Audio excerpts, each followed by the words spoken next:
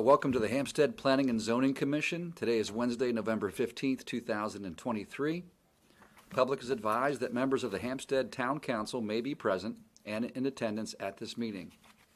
All persons are reminded that this session is being recorded on tape as required by law for the preservation of records and are asked, when providing comment, to give their name and address. All persons in attendance are requested to print their name, address, and affiliation on the sign-in sheet. We'll start with the first part of the agenda, minutes approval for October 25th, 2023 for the regular commission meeting. So moved. Any comments?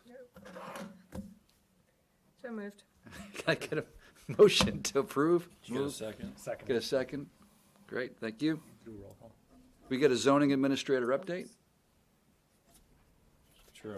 We'll do roll call. Oh, roll call. Yeah. Sharon Callahan is absent, excused. She's at a convention in California. Lou Conyer. Present. Charlie Obermeyer. Here. Deborah Painter. Here. And Barb Yeager. Here. Okay. So I guess we'll go right into the zoning administrator update. So first off, I am pleased to announce that the town has hired a new assistant zoning administrator. Elizabeth Dietrich comes to us following a long and successful career working in cell tower permitting and in the site planning field. We are very excited to welcome Elizabeth to the town team and feel she's going to fit right in and be a great addition. So, Elizabeth, thank you. Appreciate it. And take a second, talk to her after the meeting and introduce yourselves. As far as projects going on in the town, everything's pretty much in a holding format right now. Hans' house still waiting to submit new plans. We do have a couple, we've had some people reach out just with interest about certain parcels around town, but it's very, very preliminary. Some of them I think would be very nice additions to the town. One thing I did want to tell you guys about tonight was, and I don't know if I've ever even really talked about this, the PFAS issue, emerging contaminants in the water system. So 2 years ago, or actually in 2020, EPA came out and started testing for PFAS, which are, they never go away in the water. It's very small particles. And they set the limit on basically the maximum limit that you could have in your water in parts per trillion at 4 parts per trillion. So anyway, when we tested some of our wells down here, they were very high, and we actually turned them off. We have other wells that tested for it too. We are not alone. It's basically every municipality in most of the United States. So anyway, when we did that, most everyone had sat back and, let's see what we got to do. We'll wait. We're very proactive on it, and we hired an engineering firm to get involved, and we worked closely with MDE. And in January of 2023, we submitted a application for some grants and loans through MDE and through EPA. There was numerous different of grants and loans available for projects along these lines. So anyway, fast forward to last week, we sat down and we went down to the Maryland Department of Environment, town staff, and we went down and met with representatives of the Maryland Department of Environment last Thursday to discuss the town's preliminary engineering reports that we'd submitted earlier to MDE, along with proper procedures to take the next step forward. And we received some guidance on how to move forward, and we were introduced to some of the folks from MDE that we will be working with through this process. The town has now been approved to begin the formal design process for the changes in the water facility. That includes basically taking 4 wells in 2 locations, bringing them all together and creating one large pump house with granulated activated carbon filters, which is what you need to do to get rid of basically to catch the PFAS and get it out of the water as it moves forward into your drinking water system. So, and the project timeline dictates that we begin construction by the fourth quarter of 2024. Along those lines, we also on Thursday got the final word on the assistance that we will be receiving, financial assistance from both the state and the federal level. So we will be getting $586,000 through the Maryland Drinking Water State Revolving Loan Fund. This is an MDE fund, 100% forgivable. So as long as we do everything correctly, we will not have to pay any of that back.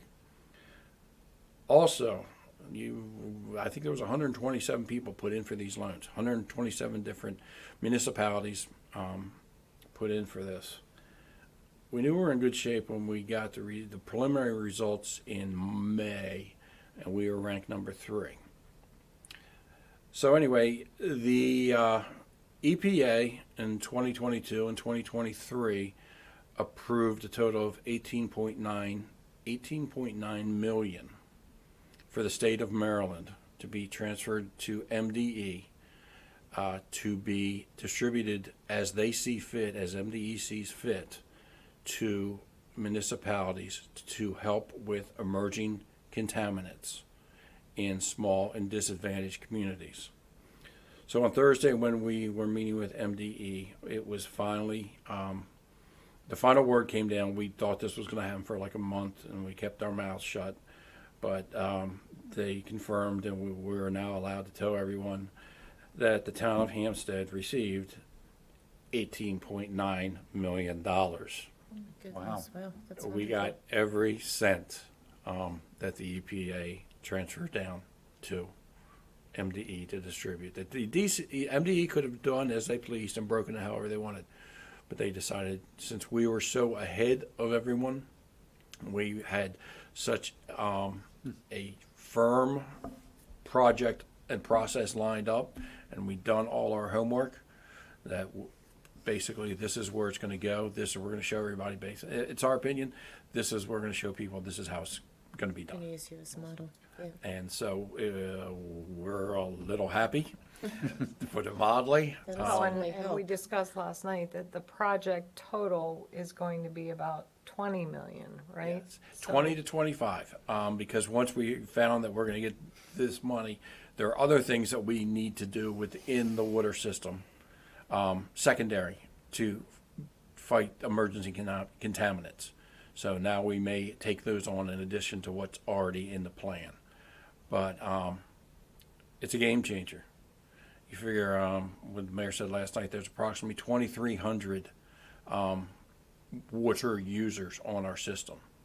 And if you take 2,300 users and you take $20 million and divide it by 2,300 users, that's a lot of money. So we're thrilled. We cannot wait to begin. Everything MDE tells us is they are thrilled for us, and they are thrilled to work with us seeing this through. So just wanted to share that little bit of information. I think it bodes well, about Hampstead. It says a lot about the staff here. Yeah, I was to say, congratulations, you know, the work and the groundwork A you did. lot of people, Yeah. I know, Jim, you and a lot of the office Yeah, staff. we had Very involved. Public Works side, Tom Devilbliss, Kevin Hand, Toby David, Larry Hentz, Tom Devilbliss, Larry Hentz from HDR Engineering, and then myself had a little bit to do with it, and Christina, and over here in Town Hall. She was the one where basically everyone gave the data to her, and she organized it into all the different sections and put it all the final steps together. And it was a very, very impressive application, and we're proud. We are. We're very proud of it. So anyway, just wanted to share that news. Along the other line, the only other thing I have, and most people are aware of it, Friday night. Deb and Elizabeth heard this last night. Friday night is the annual Christmas tree lighting. It starts at 6:15 at War Memorial Park. Cub Scout Pack 791 will start by singing Christmas carols. They'll be followed by the Spring Garden Elementary Band, then the Spring Garden Elementary Chorus. The mayor and Santa will arrive by fire truck at 7 p.m. to turn on the lights. Children will be able to visit with Santa and have their picture taken. Of course, we have the Christmas market right next door in St. John's Church, and Crossroads Church will be holding their live nativity at the same time in Matthews Tire. So it's an event that everyone enjoys. People always say it's like a Hallmark movie. It's like stepping back in time a little bit. And so if you can make it, come on out and join us. It'll be a great time. Hopefully the rain holds off. We're not going to say anything about rain and town events this year. Wayne did not plan this event. Yes. Wayne Thomas was not Okay. involved in the planning, and he is the rain man. But that'll do it for the zoning administrator update. All right, thanks, Jim. Next on the agenda, approval of demolition of garage at 1008 South Main Street. Sure. Hi, my name is Linda Raver. I live at 1010 Main Street and own the property next door. We just want to tear the garage down. It's a 5-unit rental house there right now, in front of the garage. And I just like more parking space for the people off street. People hit it when they back up, the doors are all messed up, and then some people decide to put their stuff in there and leave it when they move out, and it doesn't accomplish any purpose. There is a cinder block wall around it on the 2 sides on the back and on the north side that we will be leaving so that there's no erosion or the soil doesn't fall down, because there is a slight grade there. So we're just gonna let people park in there when it's done. Is Okay. that the walls like, it looks like maybe 2 feet or something like that? 2 feet high? And it's a little bit more than that. It's probably more like 3 feet, I guess. But yeah, that's all the back wall is. As far as town code, if this was not within the Main Street Revitalization District, this decision would be made by town staff, the zoning administrator and the assistant zoning administrator.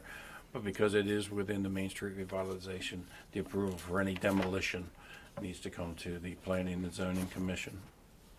So, Yeah, the only thing I noticed, Jim, on the, Hampstead Town staff to fill information below, there was a no check next to an approved site plan. no, there is not an approved site plan. Once she gets to the approval of this commission, what you will need to do is you'll need to go to Carroll County and you'll have to get a demolition permit. But there's no reason for you to go over there until you get the approval here. So that's what that's referring to, is Yes. that demolition plan, okay. From the pictures, it looks like it'll improve that Yes, look from what you said when they're Right. backing into it. And yeah. There's no like historical significance to the garage or anything like that? This declaration of No Hampstead children wasn't, in the No, the body's buried underneath. I cannot attest to that. We'll find out soon. yeah, that's where the walls are standing. There's no erosion. Yeah. The contractor that's doing the demolition is going to take everything that same day? They will haul everything away, yes.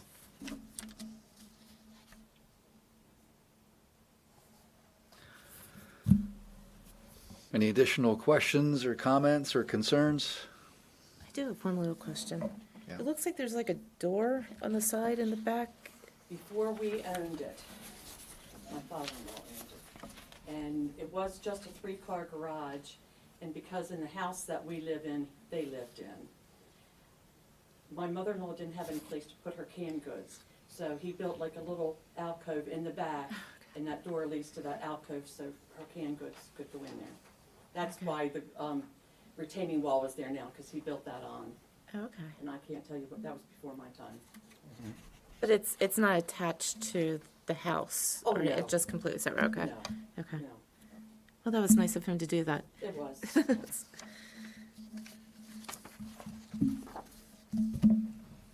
Okay, make, Anything else? I get a motion for approval of demolition of the garage at 1008 South Main Street. So moved? You got a second? second. All in favor? Right. Aye. Okay, so approved. Thank you very much. Thank you. Come in. If you need the number or anything for Carroll County permits, just let me know and I can email it to you. Okay, next up, Carroll County Department of Planning update. Andrew?